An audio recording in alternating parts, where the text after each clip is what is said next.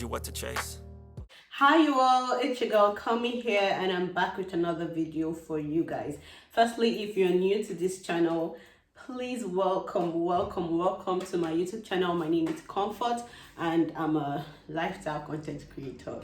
Yeah, and we do a lot of girl talk in this channel too, so subscribe to my channel. And if you're a returning subscriber, oh my god, thank you guys for always coming back to my channel, for always clicking and supporting and watching my videos.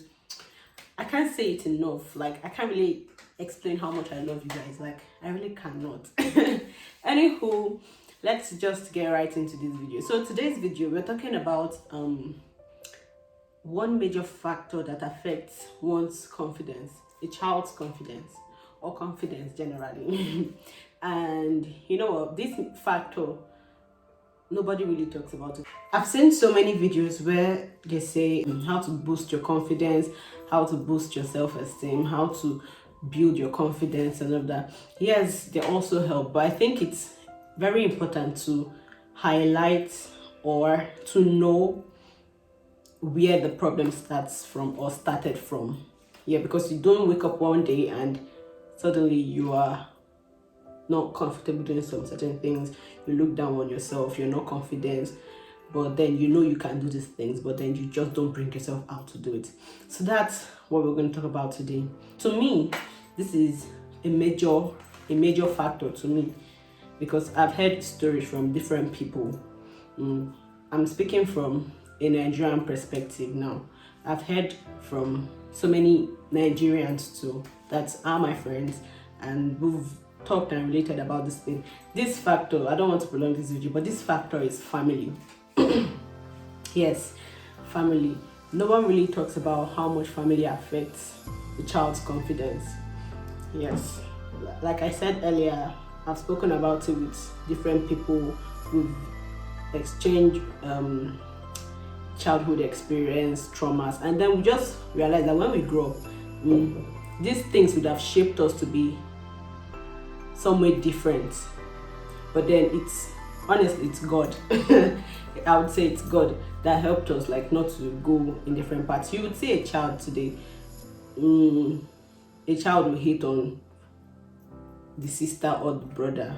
I think you should now look at it from home. What really happened? Maybe you hating that child or your sibling can be as a result of comparison. I don't know if people get it. So that brings us into the first point under comparison, under family comparison. Our parents, or I don't know for other parents, but parents that do compare their kids to another, either they compare the firstborn to the second. I don't know. They always compare the older one to the younger one. I don't know why. Like, I was compared to my younger sister a lot. And it's not, when I say family, I don't really mean parents. Your siblings too they have a lot to play in this. Like, I and my sister, as an example, growing up, it wasn't such a big deal for them, but it affected me in a way. They'll make it look like, oh, you don't. Growing up, I didn't really get compliments like, oh, you're doing so well, all this, all that. But my younger sister got compliments like that. And then when she sings, they're like praising her. But when I sing, I'm like, you get those things. And personally, I like to sing. So they brought down my confidence like that. And then now when I hear singing, and let me now tell you, I started being harsh on her. My sister can actually testify to this. I said being harsh on her. I don't want to hear her sing. When she says she sounds like, you sound ill, like, no. But even when she talks now, she's like, oh, things like that, they shaped her to be better. And honestly, it was when we left Nigeria that I was able to grow past all of this, because if not that, it would have been things like this, as an example, would have brought about hatred. I would hate my sister. But now, when we traveled, it was now like, okay, I still feel like, oh, I can't sing, but I don't really disturb myself about singing, because it's not really my thing. But she loves singing. They boosted her confidence. She sings like everyone. And then the funny thing that she now shares any video she makes of her singing, she'll share it to me like, what do you think? Whatever I think of it matters a lot. a lot to her. So if then it was, I was dwelling on it, and I said, and I just, hatred just grew from it. And she sent me a video. I'm like, can you just stop singing? Singing is not for you. It's not your calling. Like, I'll bring her down. And she loves it. Her talent just diminish. Like, I don't know if I understanding what I'm saying. Yeah, but when she sends me videos, I'm like, oh, nice, you did very well. But this part, you need to do better. Like, there's a way you can switch it up and then it sounds better. And it's like, yeah, true. It felt weird for me too. That is how we help each other now. Not like before. Like, can you just shut up? I don't want to hear you sing. Yeah, comparison affects a child, and it makes a child not feel like he can do anything. You come back and then you tell your child, this person that had first position, how many had? The child just came second, and then you're making the child feel like cannot do anything. Honey, that thing is annoying. Like, annoying, and it will make the child feel so down. Like, the confidence of that child will go down. Okay, in secondary school, I attended a government secondary school. In secondary school, I saw somebody crying over 5th position out of 100 and something in the class. He came out and child was legit crying. Why? My mom will hit me, my dad will hit me. It's not good. There's a way you can tell the child, oh, you're doing well, you need to improve. And that thing, sometimes it's helpful, but sometimes it takes the child to a shell, not bringing out herself. Maybe the child tried at that point to like push, but then ended up 5th, and then you make the child feel good for nothing, that the child cannot do anything. It will bring the child down rather than raising the child up. It will bring that child down. It's not good. Like, growing up, these things affect us whether we see it or not. That's why we need to, building confidence, we need to start from childhood traumas. The second thing I'll talk about is words. The words our parents use when they talk to us, or the words our parents use on us, they are, oh my God, 9. Sometimes I'm like, why? Like, words like, you are good for nothing. Honey, you may just say it like at that point when you're angry, but that thing remains in the child's head, and when that child grows up, the child will say, I'm good for nothing. I'm not really good at this. Why should I do it? I'm not so good at this. And the child has zeal for that thing but cannot do it because of that thing the parents said to the child. I'm one person that suffered from is it mediocrity? Yeah, I felt like a mediocre for the longest, until I had people to talk to me and bring me out of it. I wanted to go out of it, and I wanted to prove a point, and I'm happy actually I've actually proven a point.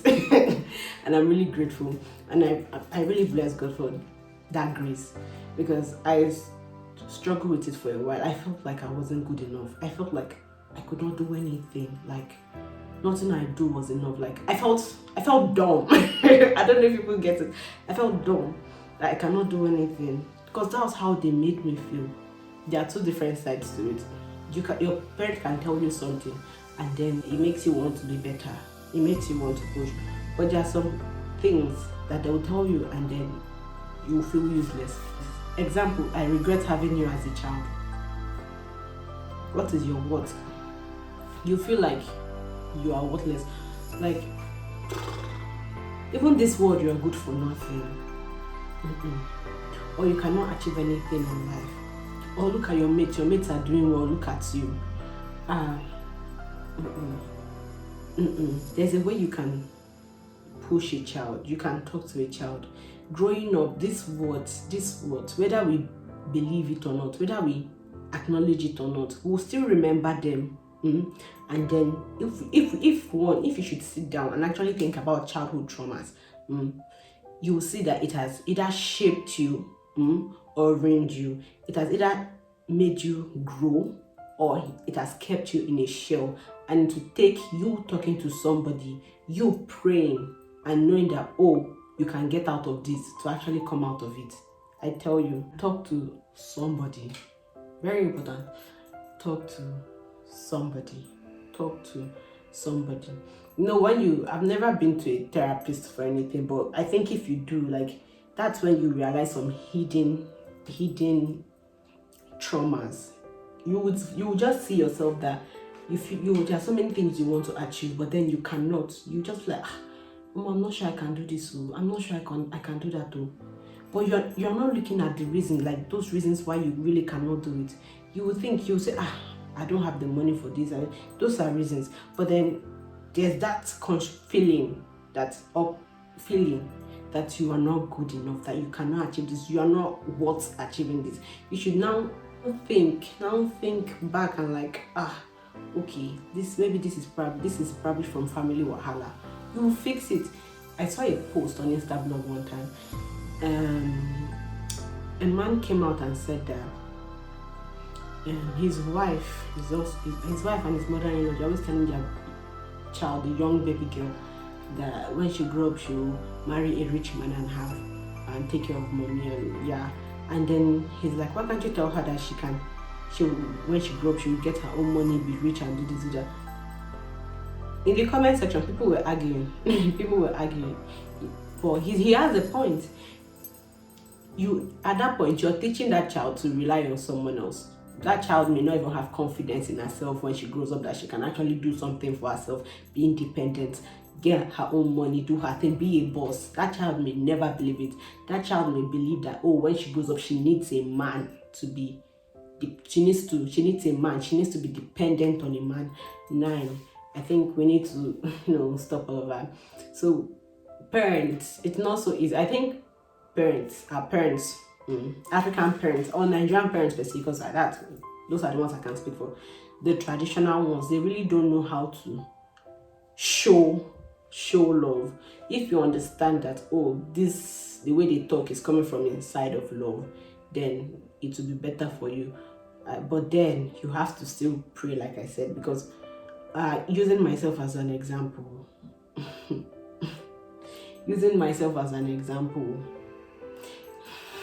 I know that some of these things came from a side of love, but then some of them were like, oh no. Anyways, God will help us.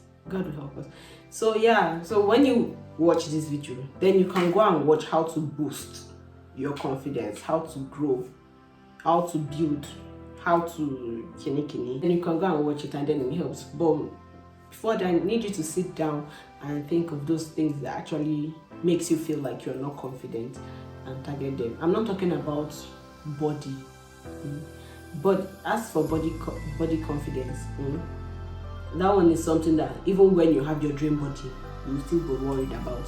You just need to love yourself. That's just it. You just need to love yourself. But we're not talking about that side. If you look beyond that side, there are other things that actually brings down a child's confidence that, nobody actually talks about. So yeah, that's it for this video. Like I said earlier, I hope this video helps somebody, and don't forget to give this video a thumbs up. Subscribe to my channel if you haven't already. Turn on your post notification to be notified when next I post a video. So I'll catch you guys in my next video. Love you. Ciao.